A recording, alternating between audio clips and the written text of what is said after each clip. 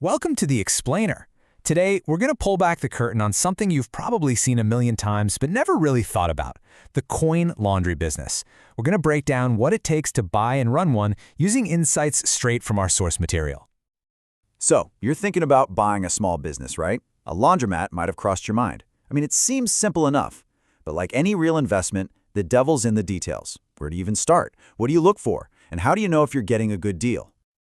All right, here's how we're going to break it all down for you. We'll start with the big picture, the state of the industry. Then we'll get into the nitty-gritty of the money side. After that, we'll cover your must-do checklist. And finally, we'll look at how to make sure your business lasts. First up, let's take a look at the health of the coin laundry industry. You might be thinking it's kind of old-fashioned, but you'd be surprised.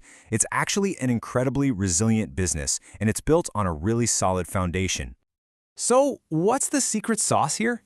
Well, it's not some passing fad. The whole business is tied directly to a huge demographic trend. More and more people are renting, and more renters often means more people who don't have a washer and dryer at home. That creates a built-in, steady customer base. It's simple, but it's powerful.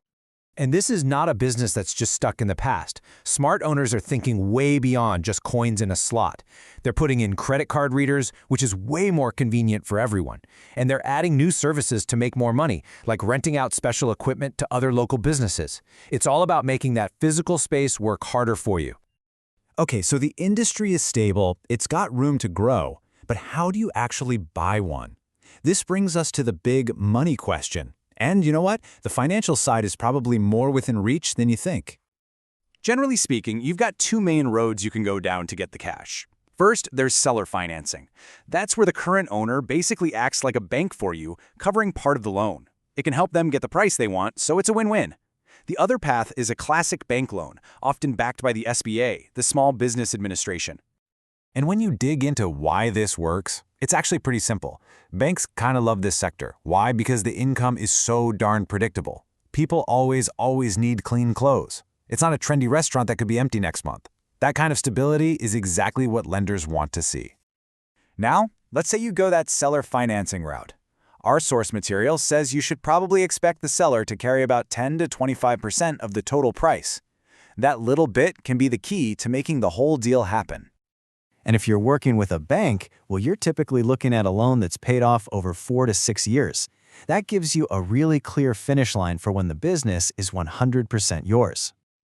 Okay, listen up, because this next part, it is without a doubt the most critical piece of this whole puzzle. This is where you put on your detective hat. This is your homework, and you have to do it before you sign on the dotted line.